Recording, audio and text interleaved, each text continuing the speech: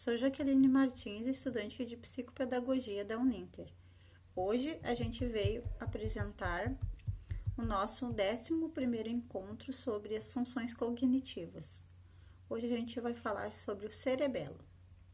O cerebelo e o tronco cerebelar. Então, logo adiante a gente vê uma imagem da anatomia do nosso cérebro, vista sagital. O cerebelo e o tronco cerebral provam que bons perfumes vêm em pequenas embalagens, ocupando apenas uma fração do volume do nosso cérebro. Essas estruturas são responsáveis por simplificar cada segundo da nossa vida, por manter-se vivo. Graças a ele, você pode caminhar automática e subconscientemente sem mover de maneira suave, manter o seu equilíbrio, respirar, regular sua pressão sanguínea e entre tantas outras funções. Além disso, você consegue quem é o principal herói e manter um paciente vivo durante um estágio vegetativo ou em coma. É o tronco cerebral. Uma vez que o cérebro está disfuncional, é importante entender que, bem como o cerebelo e o tronco encefálico, pois são estruturas anatômicas cruciais. Então, vamos dar uma olhada nos seus componentes internos e externos. Os fatos importantes sobre o tronco encefálico e o cerebelo. Sobre o cerebelo, a gente tem uma definição. Uma parte do sistema nervoso central, encontrado posteriormente ao tronco encefálico, que é responsável pela aprendizagem motora, a coordenação, a precisão das funções motoras.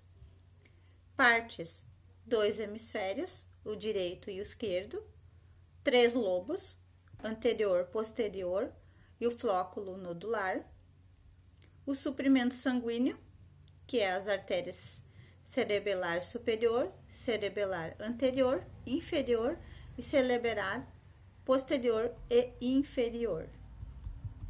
Sobre o tronco encefálico, a definição dela: a parte mais caudal do encéfalo, que conecta as estruturas subcorticais e a medula espinhal. Ele controla as funções vitais, exemplo, o ciclo do sono-vigília, a consciência, frequência cardíaca e respiratória. Partes: é o bulbo, a ponte e o mesencéfalo. Suprimento sanguíneo: as artérias cerebelares anterior e inferior, posterior e inferior e artéria espinhal anterior, os ramos pontinos, a base da artéria basilar e as artérias perfurantes. Então, as partes dele é o tronco cerebral, o bulbo, a ponte cerebral, o mesencéfalo, núcleos dos nervos cranianos e a formação reticular e o cerebelo. Então, vimos uma imagem do tronco cerebral e o bulbo. O bulbo, como o nome sugere, tronco cerebral, o tronco encefálico é uma estrutura situada na base do cérebro que conecta as estruturas subcorticais com a medula espinhal. Ele está associado em vários sinais vitais, como o ciclo do sono-vigília, a consciência, o controle respiratório e cardiovascular. Nele também ficam a maioria dos núcleos dos nervos cranianos e através dos tratos neurais que ficam a comunicação do cérebro e a medula espinhal e o cerebelo. O tronco encefálico é formado por 3 partes: o bulbo, a ponte de protuberância e o mesencéfalo. Sobre o bulbo, é a porção inferior do tronco cerebral que fica na fossa posterior do crânio. Ele se continua com a medula espinhal abaixo, com a cerebral acima. Da sua face anterior emergem vários nervos cranianos. Ali existem áreas elevadas chamadas de protuberâncias, formada por vários tratos e núcleos que atravessam o bulbo. Essas fissuras, mediana anterior, pirâmides, o trato córtico-espinhal, a decusão das pirâmides, as olivas, o núcleo olivar inferior e os nervos hipoglosso e glosso-faríngeo e o vago. Então, temos uma imagem da anatomia do nosso tronco cerebral, vista anterior. O bulbo também tem muitas estruturas anatômicas e sua face posterior, visto que inclui o sulco medial posterior, fascículos gracial e cuneiforme, o tubérculo grácil, o cuneiforme, núcleos respectivos, o tubérculo trigeminal e o núcleo espinhal e o nervo trigêmeo. O folículo lateral, as fibras das substâncias brancas nas laterais, a metade inferior da fossa de romboide, o assoalho do quarto ventrículo e o óbex. O suprimento arterial do bulbo é feito pelas artérias cerebrais, anterior e posterior, juntamente com a artéria espinhal anterior. Então, nós temos a medula, o nível do nervo vago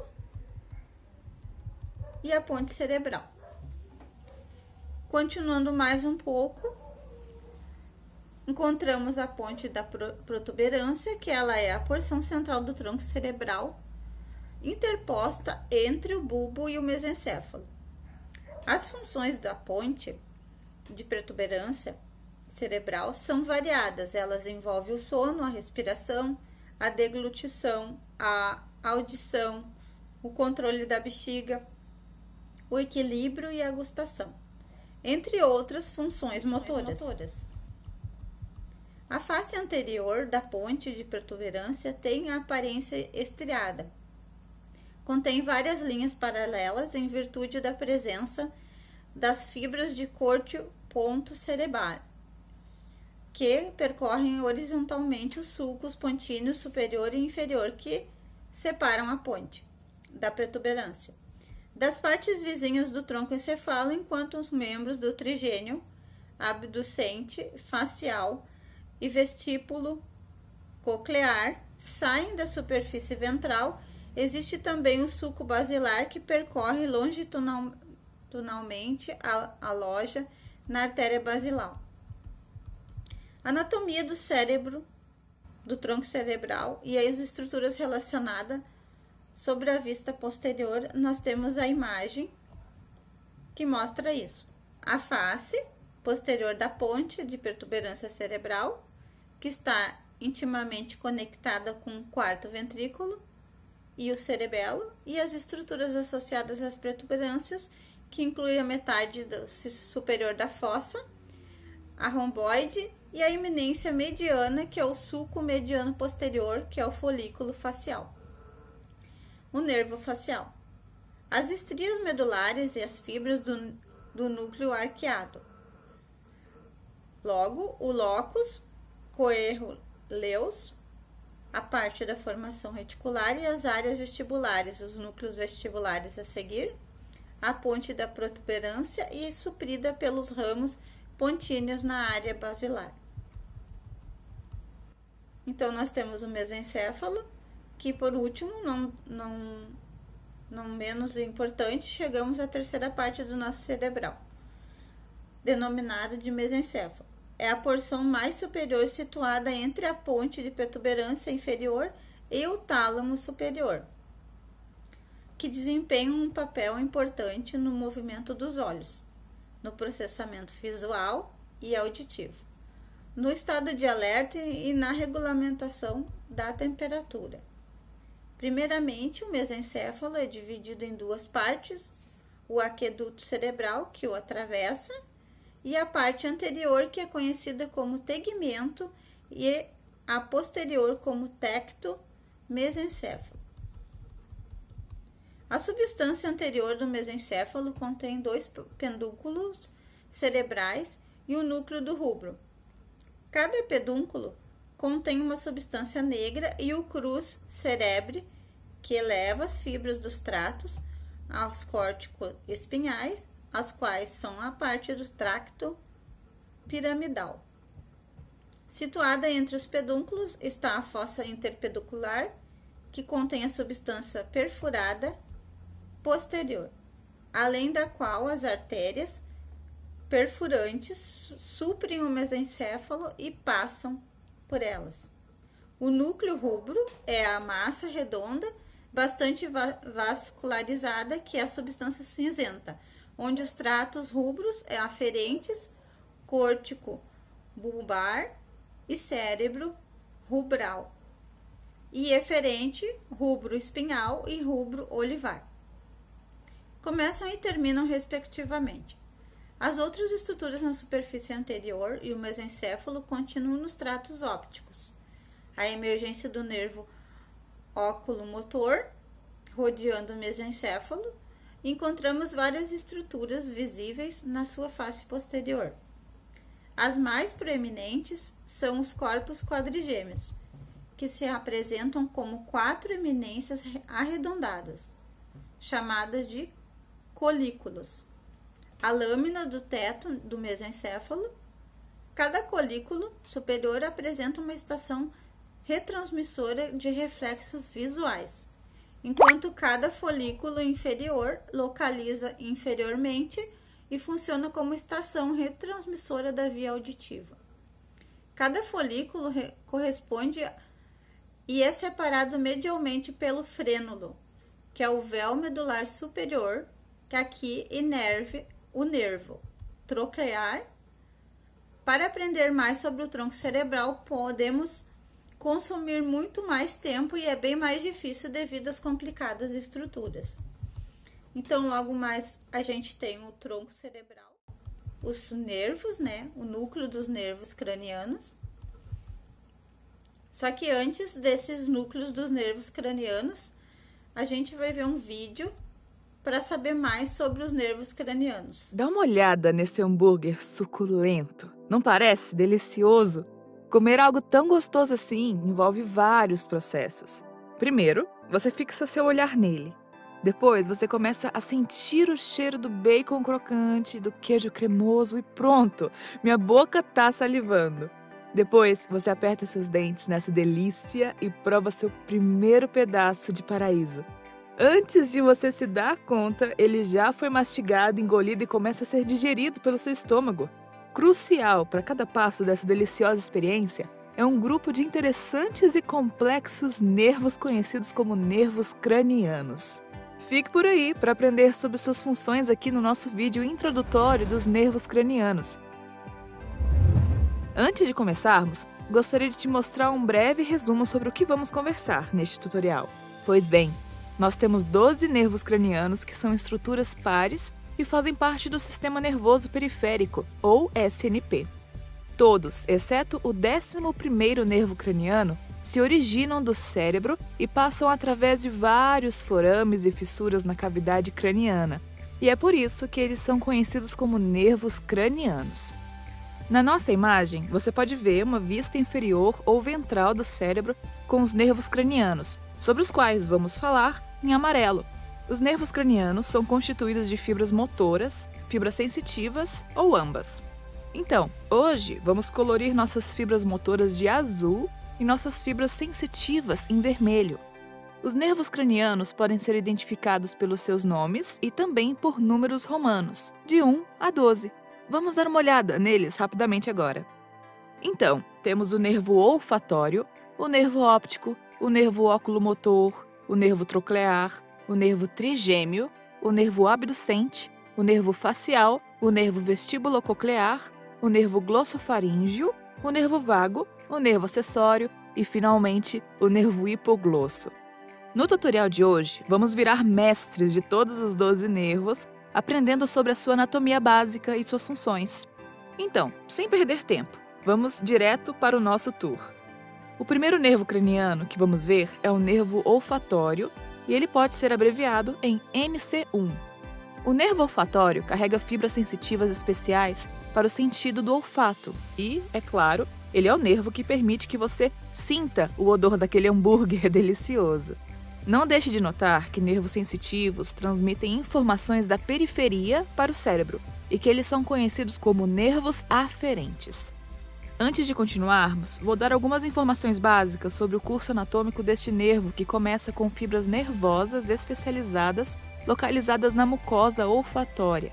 E essas fibras entram na cavidade craniana através da placa cribiforme dos ossos etimoide e chega até o bulbo olfatório, que é o local de origem do trato olfatório.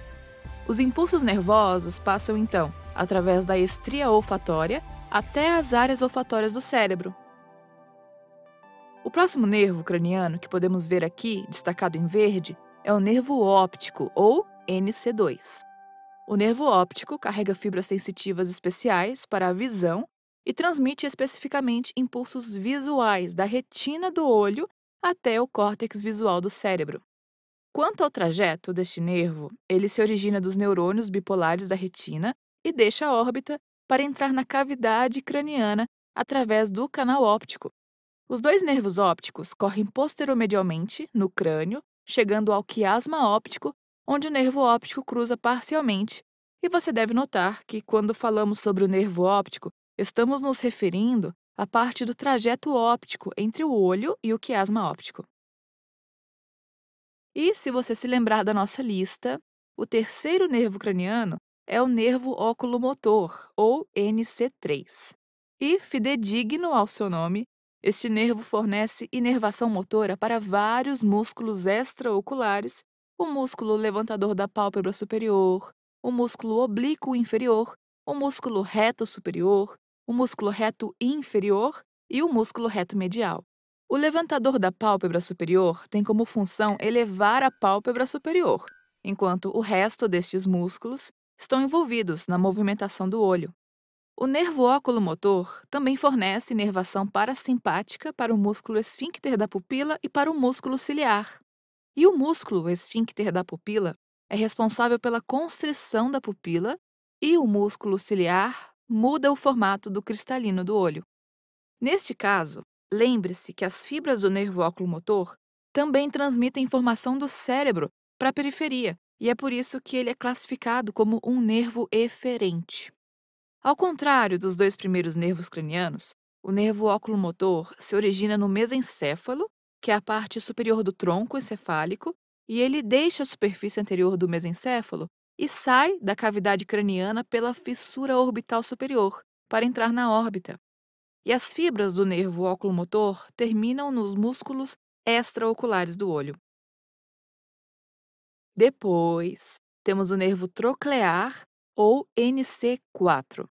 E este nervo craniano fornece inervação motora somente para o músculo oblíquo superior, que é um músculo extraocular do olho, e como você pode ver na nossa imagem, o músculo oblíquo superior passa por uma polia, e a palavra para polia em latim é tróclea, e é daí que este nervo craniano ganhou seu nome. Quanto ao seu trajeto anatômico, o nervo troclear se origina do mesencéfalo e sai da superfície posterior do tronco encefálico. Depois, ele passa anteriormente para entrar na órbita via fissura orbital superior, terminando no músculo oblíquo superior. E note que este é o único nervo craniano que se origina da face posterior do tronco encefálico. Bom, agora vamos roubar um pouquinho e pular o quinto par craniano, mas não se preocupe, nós vamos voltar nele. No momento, vamos focar no nosso sexto par craniano, que é o nervo abducente, ou NC6. O nervo abducente também está envolvido com os músculos extraoculares do olho.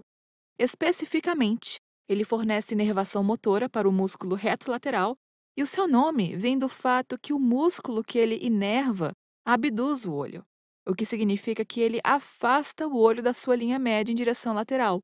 O nervo abducente se origina da ponte, que é a porção central do tronco encefálico, e ele sai da cavidade craniana para entrar na órbita através da fissura orbital superior, como você pode ver aqui. E as fibras do nervo abducente terminam no músculo reto lateral.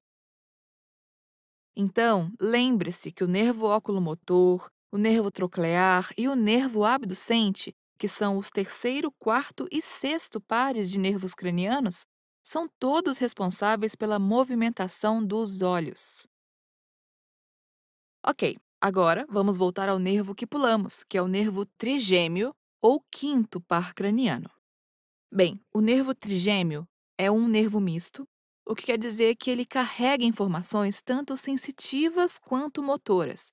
E, para ser mais específico, o nervo trigêmeo é o nervo sensorial primário da face e do couro cabeludo anterior, e o nervo motor para os músculos da mastigação e outros pequenos músculos. O termo trigeminal vem da palavra latina trigeminus, que quer dizer trigêmeo, o que é mais do que adequado, considerando que as fibras sensitivas do nervo trigêmeo se dividem em 3 nervos terminais: o nervo oftálmico, o nervo maxilar e o nervo mandibular. O nervo oftálmico fornece inervação sensorial para a metade anterior do couro cabeludo, conteúdo orbitário, pálpebra superior, cavidade nasal, dorso do nariz e seio frontal, para listar algumas estruturas. O nervo maxilar transmite informação sensorial da pálpebra inferior, lateral do nariz, cavidade nasal, nasofaringe, bochecha, lábio superior e dentes superiores ou maxilares. E, finalmente, nós temos o nervo mandibular, que inerva estruturas encontradas na região inferior da face, como o lábio inferior, os 2/3 anteriores da língua, os dentes inferiores ou mandibulares e a mandíbula. Ele também supre a parte anterior do ouvido externo, região temporal e parte do meato acústico externo. Beleza, agora está na hora de falarmos sobre a parte motora, que você pode ver aqui, destacada em verde.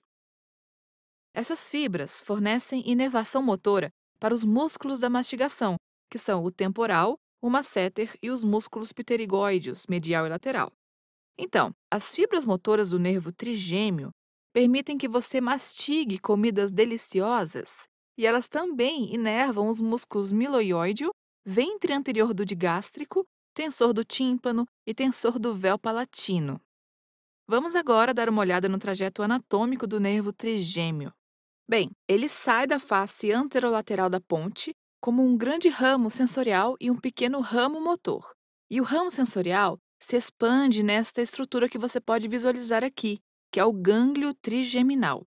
Surgindo da borda anterior do gânglio trigeminal estão as 3 divisões terminais do nervo trigêmeo: o nervo oftálmico, o nervo maxilar e o nervo mandibular. E o nervo oftálmico deixa a cavidade craniana via fissura orbital superior, enquanto o nervo maxilar deixa o crânio via forame redondo e o nervo mandibular o faz via forame oval. O pequeno ramo motor trigeminal se junta ao nervo mandibular distalmente ao gânglio trigeminal e, por isso, o nervo mandibular é a única divisão do nervo trigêmeo que tem um componente motor. Então, depois, nós temos o nervo facial, que pode ser abreviado em 7º par craniano, e este é um nervo misto, o qual podemos ver aqui, destacado em verde. Como você pode ver, ele fornece inervação motora para os músculos da expressão facial, como o orbicular e os zigomáticos maior e menor. Estes músculos se contraem para fazer você sorrir ou franzir as sobrancelhas e permitem que você expresse todos os tipos de emoções, de surpresa a medo. E o nervo facial também fornece inervação motora para o ventre posterior do músculo digástrico, bem como para os músculos estapédio e estiloióideo. Ele também fornece inervação parasimpática para as glândulas salivares submandibular e sublingual, glândulas lacrimal e glândulas mucosas das cavidades nasal e oral. E as fibras parasimpáticas estimulam a atividade secretório-motora destas glândulas e elas surgem no nervo intermediário, que é parte do nervo facial. O 7º par craniano também carrega fibras sensitivas especiais dos 2/3 anteriores da língua para o cérebro e, finalmente, ele transmite informação sensitiva de parte do meato acústico externo e partes profundas do ouvido. O curso anatômico deste nervo craniano é bem complexo e nós vamos explorá-lo com mais detalhes no seu próprio tutorial. Porém, se nós olharmos nossa imagem, podemos ver que o nervo facial deixa o tronco encefálico pela face anterior da ponte. Depois, ele sai do crânio através do forame estilomastoideo para inervar os músculos da expressão facial. Ok, então está na hora de falarmos sobre o nervo vestíbulo-coclear, ou NC8. Bem, este nervo transporta fibras sensitivas especiais para a audição e equilíbrio, e ele pode ser dividido em dois componentes, a parte coclear e a parte vestibular. A parte coclear inerva a cóclea e transmite informação sensorial auditiva para o cérebro, enquanto a parte vestibular inerva o sistema vestibular e transmite informação sobre o equilíbrio para o cérebro. Então vamos dar uma olhada mais de perto na anatomia deste nervo craniano. O nervo vestíbulo-coclear é formado pela união do nervo vestibular e do nervo coclear, e ele entra na cavidade craniana via meato acústico interno e termina na superfície lateral da ponte. Vamos continuar para estudar o nervo glossofaríngeo ou nono par craniano, que é um nervo misto. Este nervo transmite informação sensorial do corpo e seio carotídeo, terço posterior da língua, tonsilas palatinas, orofaringe, pele do meato acústico externo e membrana timpânica. O nervo glossofaríngeo também transporta fibras sensitivas gustativas do terço posterior da língua para o cérebro. E lembre-se que os 2/3 anteriores da língua são supridos pelo nervo facial. Além disso, ele fornece inervação parasimpática para a glândula salivar parótida. Finalmente, o nono par craniano fornece inervação motora para o músculo estilofaríngeo, que forma parte da musculatura faríngea. Quanto ao trajeto do nervo glossofaríngeo, ele emerge da superfície anterolateral do bulbo, que é a porção inferior do tronco encefálico, e deixa a cavidade craniana via forame jugular e suas fibras terminam na estrutura que você pode ver nessa imagem. O próximo par craniano sobre o qual vamos conversar é um bem famoso, o nervo vago. Pois bem, o nervo vago é o mais amplamente distribuído entre todos os nervos cranianos. E, curiosamente, vagus significa errante em latim. O nervo vago é um nervo misto, o que significa que ele consiste tanto de fibras nervosas motoras quanto sensitivas. Ele fornece informação sensorial para várias estruturas, incluindo o coração, os pulmões, o palato, a faringe, a laringe, a traqueia, os brônquios e o ouvido externo. E o nervo vago também carrega fibras sensitivas especiais para o paladar da região da epiglote da faringe até o cérebro. Além disso, este nervo fornece inervação parasimpática para os músculos lisos e glândulas encontradas na faringe, laringe, órgãos do tórax, canal alimentar e intestino. E lembre-se que a inervação parasimpática geralmente resulta no que é comumente conhecido como resposta de repouso e digestão, o que significa que ele reduz um pouco nossos batimentos cardíacos e mantém nosso estômago e intestino delgado ocupados, digerindo nosso recém-apreciado hambúrguer. Finalmente, o 10º par craniano fornece inervação motora para o palato glosso, que é um músculo da língua, assim como para os músculos do palato mole, da faringe e da laringe, e, sendo assim, ele nos ajuda na fala e na deglutição. Como o nervo glossofaríngeo, o nervo vago se origina do bulbo e deixa a cavidade craniana via forame jugular. Ele tem o maior trajeto anatômico de todos os nervos cranianos e se estende da cabeça até o abdômen. Beleza, está na hora do nosso penúltimo nervo craniano, que é o nervo acessório, também chamado de nervo acessório espinhal. Este nervo fornece inervação para os músculos esternocleidomastoideo e trapézio. Quanto ao trajeto do nervo acessório, suas fibras se originam da medula espinhal e sobem para entrar na cavidade craniana através do forame magno. O nervo acessório continua, então, ao longo do crânio e se exterioriza da cavidade craniana pelo forame jugular. E, quando ele sai pelo forame jugular, ele desce até o pescoço e inerva esses dois músculos que já mencionamos, o esternocleidomastoideo e o trapézio. E, finalmente, vamos falar sobre o 12º par craniano, que é o nervo hipoglosso. Como o seu nome sugere, hipo significa abaixo e glossos significa língua. O nervo hipoglosso fornece inervação motora para os músculos intrínsecos e extrínsecos da língua, com exceção do músculo palatoglosso, que é inervado pelo nervo vago. O nervo hipoglosso deixa a superfície anterior do bulbo e sai da cavidade craniana através do canal do hipoglosso. E como podemos ver aqui, depois ele vai inervar a maior parte dos músculos da língua. Ok, então, agora chegou aquela hora do tutorial em que eu normalmente falo sobre algumas notas clínicas relacionadas com as estruturas que aprendemos. Porém, hoje, vamos fazer um pouquinho diferente. Nós vamos falar sobre o 13º nervo craniano. Sim, você ouviu certo. O 13º. Existe um membro dessa família que é comumente esquecido. O nervo terminal, também conhecido como nervo zero ou nervo craniano N, está localizado medial ao nervo olfatório e deixa o crânio via placa cribiforme. E este nervo parece existir em todos os vertebrados, e isso inclui os humanos. Entretanto, devido à sua natureza extremamente fina e delicada, o nervo terminal é frequentemente destruído durante o processo de dissecação e, por isso, tem sido muito negligenciado como um nervo craniano. Mas o que este misterioso nervo faz? Bem, acredite ou não, o nervo terminal parece ter um papel nos comportamentos reprodutivos, especificamente relacionado à recepção e reconhecimento de feromônios. Sabe, feromônios são sinais químicos envolvidos na atração sexual e seleção de parceiros, além de melhorar o humor e aumentar o foco do receptor. Eles promovem a síntese de hormônios na nossa glândula pituitária, conhecidos como gonadotrofinas, que regulam a produção e secreção dos hormônios sexuais, a testosterona e o estrogênio. E esses hormônios é que regulam os comportamentos sexuais, controlando a biologia da nossa reprodução.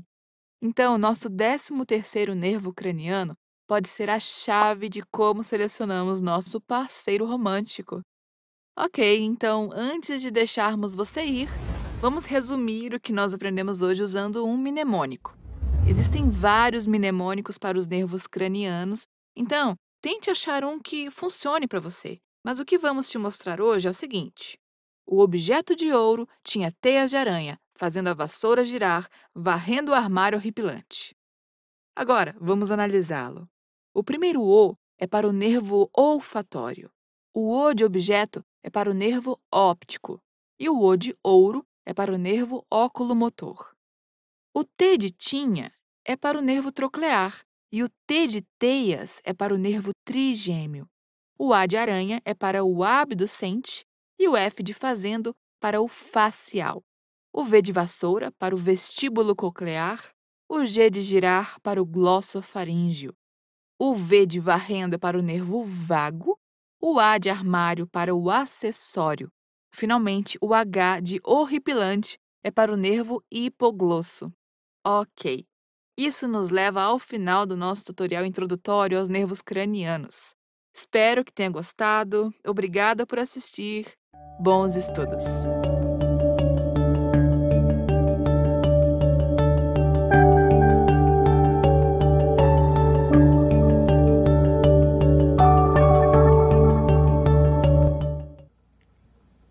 Então, gostaram do vídeo? A generalidade sobre os 12 nervos cranianos foi especificado ali. Agora ficou mais claro essas estruturas externas do tronco cerebral. Vamos dar uma olhada mais perto da sua estrutura interna. O tronco encefálico abriga a maioria dos núcleos dos nervos cranianos, exceto aqueles envolvidos no olfato, o nervo olfatórico, e na visão, o nervo óptico, originando destes núcleos termos nervos cranianos aferentes e eferentes. Os eferentes têm a função motora nas estruturas da cabeça e do pescoço e órgãos internos, enquanto os aferentes transmitem informações sensoriais.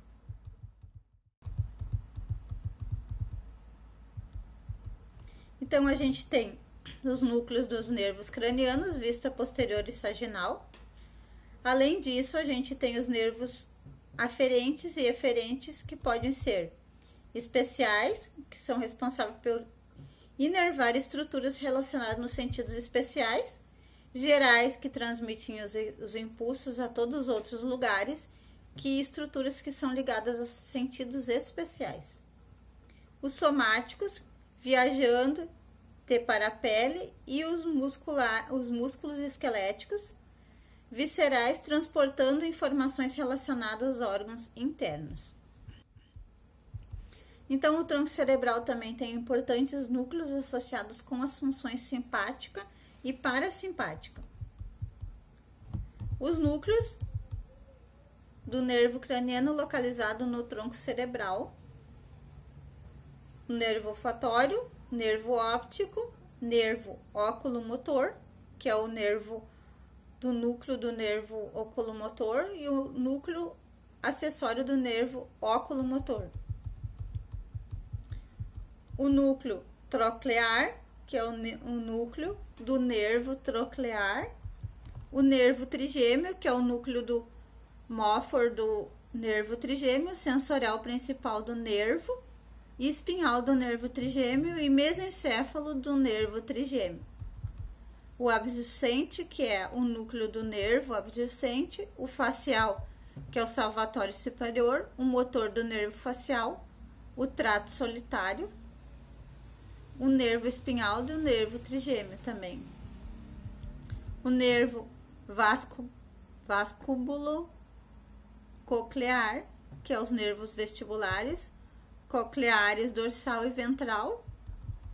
O glosso faringíreo, que é o ambíguo, o salvatório inferior, o trato solitário, espinhal e o nervo trigêmeo. Para memorizar todos os núcleos dos nervos crânios pode ser desafiador, especialmente pela primeira vez. Porém, os materiais nós podemos ajudar. Temos uma visão, logo a seguir a gente tem uma visão geral dos nervos cranianos, o núcleo dos nervos cranianos e a formação reticular.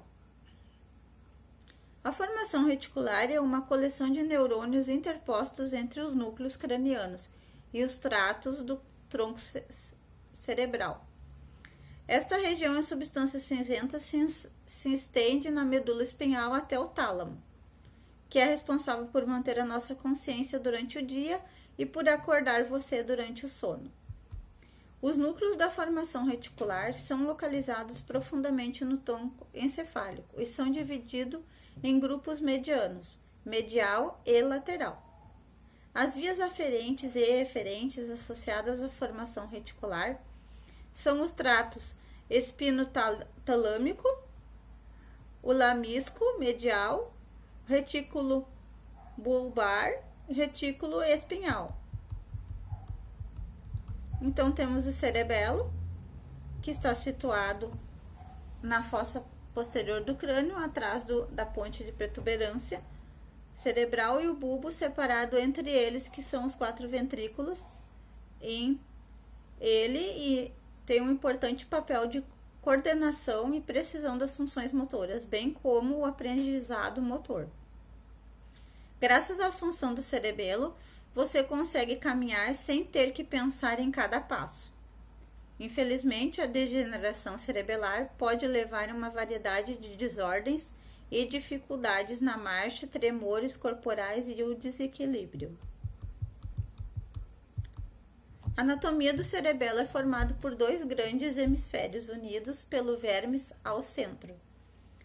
Numerosas fissuras transversais dividem o cerebelo em 3 globos: anterior, posterior e o flóculo nodular. Vários lóbulos, o lobo flóculo nodular, que é formado pelo flóculo, e o nódulo. O suprimento sanguíneo do cerebelo, que é feito pelas artérias cerebral superior e cerebelar antero inferior e cerebelar póstero inferior, que é a imagem que nós temos. Então, a vista do cerebelo, vista anterior e posterior, suas partes. O cerebelo está conectado ao tronco cerebral por 3 partes de pedúnculos cerebelares.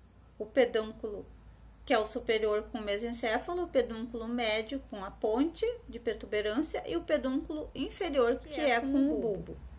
As conexões aferentes e eferentes viajam pelo cerebelo, pelo tronco e a medula espinhal e passam pelos pedúnculos cerebelares. O cerebelo é formado por córtex cerebelar, a substância cinzenta e um centro da substância branca, o corpo nuclear do cerebelo. As 4 partes dos núcleos intrínsecos, o córtex cerebral, consiste em várias lâminas finas com folhas de árvore, conhecida como folhas do cerebelo. Então, a gente tem a visão do cerebelo e os núcleos do cerebelo, o corpo medular do cerebelo, que é formado na substância branca, que tem um sistema de ramificações complexo, e juntamente com suas folhas do cerebelo, que tem a aparência de uma árvore. E tem sido descrito como arbor vitae, a árvore da vida. Os núcleos cerebelares profundos são denominados fastigial, globoso e emboliforme e denteado. E com essa imagem a gente termina a nossa aula de hoje. Muito obrigada a todos.